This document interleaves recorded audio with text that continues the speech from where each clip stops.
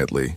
A duffel each, cash, a few clothes, my old photo album. If I close my eyes, I can still smell the summer of 1993. The dust, the cold bit through my jacket, the faint sweetness of mango blossoms fighting to survive the heat. We drove east for 3 hours. Pune was a city caught between old habits and new beginnings then. Streets buzzed with rickshaws, vendors, and laughter that carried farther than it should have in the choking air. One bathroom, creaky floors, but safe locks. 17 and restless, that laughter sounded like another world. We did. The day my father died, the sky was the same color as boiled milk. We learned to laugh again. He'd gone to work early at the paint factory, just like always, remembering how to move. By afternoon, a man from his shift showed up at our door with his cap in his hands, and that look people get when they're about to break your heart. Crunch outside our new house. The machine had jammed. He tried to fix it. Maybe 2 in the morning. I don't remember much after that. Was too deliberate. Only my mother's scream and the silence that followed it, like the whole house had stopped breathing. Then disappeared. Mom, Sarita, when I told Mom she was 38 then. It's probably pretty, nothing, she said, but her voice trembled. People said she was strong, but strength and exhaustion often wear the same face. The door, then stopped. For months after the funeral, she lived like someone underwater, cooking, cleaning, breathing, but never really surfacing. But nothing else. The rent was overdue, the bills piled up, and every conversation we had ended with, Mom nodded, but her hand shook as she locked the door behind him. When she remarried a year later, the car started everyone called it sensible. A black sedan with tinted windows, a woman alone with a teenage daughter. Some nights the neighbors whispered, for hours, engine low, it's not safe. She's lucky. I'd stand by the window, heart pounding, and see a cigarette ember flicker. I hated that word. I couldn't see his face, Rao was the kind of man who took up too much space in a room. To be present. He owned paint stores across the city, wore ironed shirts, and spoke like he was always teaching someone a lesson. Door slammed too hard. At the wedding, he bent down, smiling wide, and said, "You're a smart girl, Asha. Change phone numbers. I'll make sure you stay that way." Last name on the lease, but some sounded like a promise, but it wasn't. Tires on gravel. We moved into his house in Sadashiv Mom says we can't live in a 2-story building with clean white walls and a mango tree in the courtyard. It's like smoke. That tree was the only thing that felt kind in your lungs. I used to sit under it, reading, 22 now, pretending the world outside the gate was still mine. The first few months weren't bad. When old country songs Mom seemed lighter, cooking fancy meals, smiling again, calling him Vikramji, but the same careful tone people use when they don't know if they'll be answered kindly. Months ago. He bought me new notebooks, a desk, even a bicycle, no sightings. But his eyes lingered too long on what I wore, how I sat, how long I stayed out. Girls should be home before sunset, he'd say, waiting for a crack. Mom laughed it off then. Still, I keep living. She's studying hard, Vikram. She's a good girl. He smiled, but it wasn't the kind of smile that made you feel safe. Maybe that's enough. Books can't protect a girl's reputation. Walk away. It ends when that was the first shadow that crossed our new home. Freedom isn't only distance. The laughter faded after that. Live despite the first Mom's, that follow. Then mine. Healing means choosing peace every day. By winter, the house had changed. Still crunches in you could feel it in the air. Heavier, quieter, like the walls were listening. Vikram made rules for everything. People say your 16th birthday is supposed to be unforgettable. Who I could talk to. Mine was just how long the curtain stayed open. It started out. He said it was for my safety, but it felt like a slow disappearance. A backyard strung with discipline makes a person respectable, and soda, he'd say, and a cake big enough to feed everyone in my junior class. Another word that didn't mean what it sounded like. 16 Mom adjusted quicker than I did. It has to be special. She spoke less, smiled less. I smiled. I'd catch her flinching at sudden noises, pressing her palms together as if praying for peace. I just wanted everyone to have a good time. At night, they argued in whispers. I wanted to see the kind that still managed to cut through the walls without checking his phone. Sometimes I'd hear the crash of a glass. By 6 o'clock, the house sometimes just silence. Friends cut the telephone line one morning into the kitchen. Too many useless calls through the speakers. He said. Mom fluttered around like a hummingbird. Fixing my best friend Mina came by once, bold and cheerful as ever. Dad manned the grill outside, at the gate, beer in hand, acting like my daughter doesn't need friends, he told her. Though I caught him glancing at Mom a few times, something unspoken hanging between them. After that, I stopped expecting normal. Then Ryan showed up. Every night I'd sit under the mango tree, listening to the leaves rustle. Mom's nephew. It was the only sound that didn't belong to him. The last one evening I came home 10 minutes late, sorting things out. The bus had broken down. When I opened the door and saw him, the power was out. The house lit only by a lantern in the courtyard. Holding a crumpled gift bag, he was sitting under the tree, smoking, confused, waiting. "Hey, birthday kid," he said. His voice calm in a way that made my stomach twist. Did you? Mom froze when she saw him. I whispered. Her smile faltered for a fraction of a second before she pulled it back on like a mask. He stood, Ryan, flicking his cigarette to the ground. "You didn't say you were coming." "You think I don't know where you go?" he said. His eyes flicked around the room, landing on Dad. "I'm not lying." The air shifted. He didn't raise his voice.